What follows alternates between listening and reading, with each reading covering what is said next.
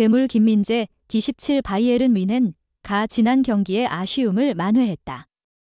바이에른 뮌헨은 4일 한국 시각 덴마크 코펜하겐 팔켄 스타디움에서 벌어진 코펜하겐과의 2023에서 2024 시즌 유럽 챔피언스리그 조별리그 2차전서 2대1 역전승했다.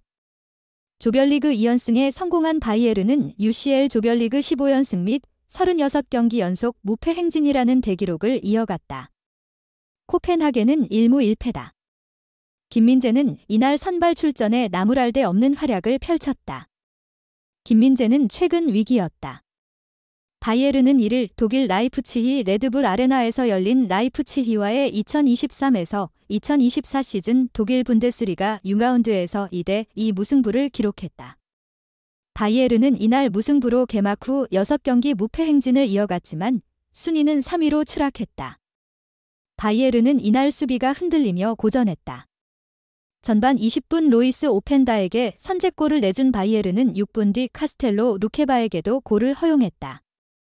후반 12분 해리 케인의 페널티킥 추격골과 25분 르로이 자네의 동점골로 가까스로 무승부를 기록했다. 이날 김민재는 다요 우파메카노와 호흡을 맞췄다. 90분 풀타임을 소화하며 태클 2회, 걷어내기 2회, 가로채기 2회 등을 기록했다. 패스 성공률도 92%를 찍었다. 유럽 축구 통계 사이트 후스코어드닷컴은 김민재에게 평점 6, 5를 부여했다. 또 다른 통계 매체 풋몹의 평점은 7, 3이었다. 김민재는 이날 경기 최다인 11번의 리커버리를 기록했다. 경기 후 불똥은 김민재에게 튀었다. 실점 장면 때문이었다. 오펜다에게 선제골을 내주는 장면에서 김민재가 끝까지 따라가서 막으려고 했지만 슈팅은 발을 맞고 굴절돼 그대로 골문 안으로 빨려 들어갔다. 두 번째 실점에서는 스벤 울라이히의 미스가 컸다. 공을 놓친 울라이히의 미스에 김민재가 놀라 몸을 날렸지만 이미 상대가 슈팅을 날린 후였다. 김민재는 아쉬움에 두 손을 번쩍 들었다. 토마스 투헬 감독은 계획을 실행하고 공간을 찾는데 시간이 걸렸다. 실수도 너무 많았다. 경기가 너무 느리고 정적이었다. 엉성한 수비도 있었다. 그래도 후반에는 더 좋아졌다. 정신력, 경기 속도, 투지 등이 나아졌다. 우리가 돌아올 자격이 있었던 이유라고 했다. 독일 키커는 투헬 감독이 선제 실점 상황에서 뮌헨의 수비 듀오인 김민재와 우파메카노를 직접적으로 비판했다고 전했다. 매체에 따르면 투헬은 김민재는 1대1로 나갈 이유가 전혀 없었다. 우파메카노는 김민재를 지키는 걸 고사하고 나가서 공간을 내줬다라고 둘을 비판한 것으로 알려졌다. 이런 상황 속 독일 레전드 로타어 마테우스까지 가세했다. 마테우스는 바이에른과 독일 대표팀의 전설적인 존재다. 그는 스카이 스포츠를 통해 김민재는 아직 우리가 기대했던 것에 근접한 기량은 아니며 바이에른의 불안 요소라고 비판했다. 이어 그는 분데스리가에 익숙해져야 한다. 김민재가 나쁘다는 것은 아니지만 이탈리아에서 그가 해낸 업적을 고려하면 내가 그에게 거는 기대에 아직 부응하지 못하고 있다고 했다. 마테우스가 친 김민재였던 것을 감안하면 이례적인 비판이다. 그는 김민재가 바이에른행을 확정짓기 전인 지난 6월 개인 칼럼을 통해 김민재는 정말 좋은 이적이 될 것이라고 밝힌 바 있다. 마테우스는 김민재는 정말 좋은 이적이다. 그는 나폴리에서 환상적인 시즌을 보냈고 그 이유만으로도 그는 바이에른에 매우 적합할 것이라고 했다.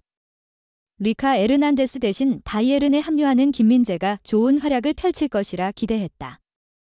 투헬 감독은 김민재와의 만나며 어린아이처럼 기뻐했다.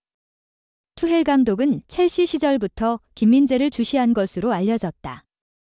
그는 첫 만남에서 김민재를 보자 다가가 활짝 웃으며 끌어안아줬다. 투헬 감독은 김민재와 손을 맞잡고 인사를 나누고는 볼까지 쓰다듬었다.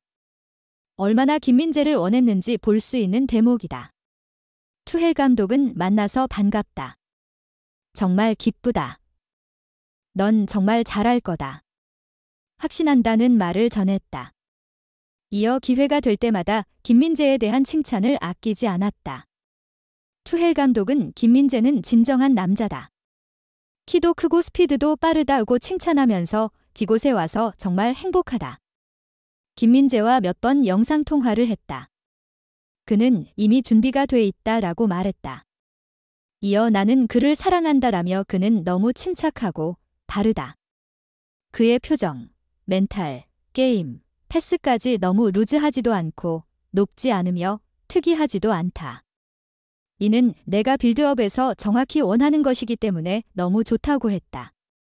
이어 김민재에게 원하는 부분이기 때문에 정말 좋다.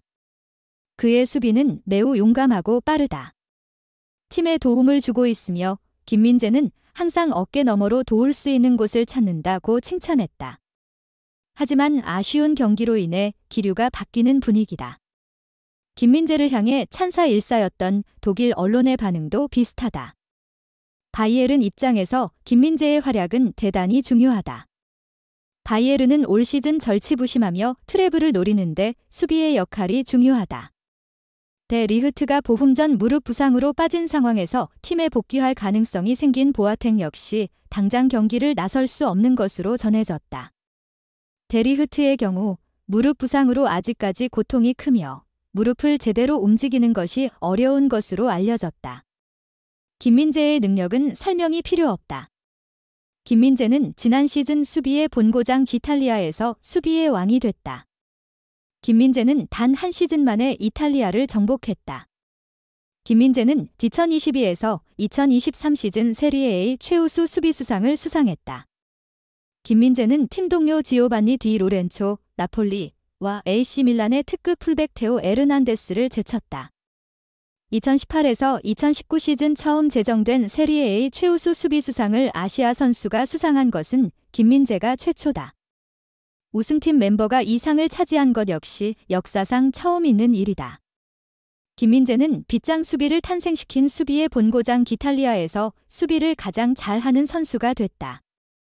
김민재는 세리에 A 공식 노래의 팀에도 선정되며 올 시즌 세리에 A 최고의 선수 중 한 명임을 재확인했다. 김민재는 2022에서 2023 시즌 최고의 활약을 펼쳤다. 김민재는 지난 여름 나폴리 유니폼을 입었다.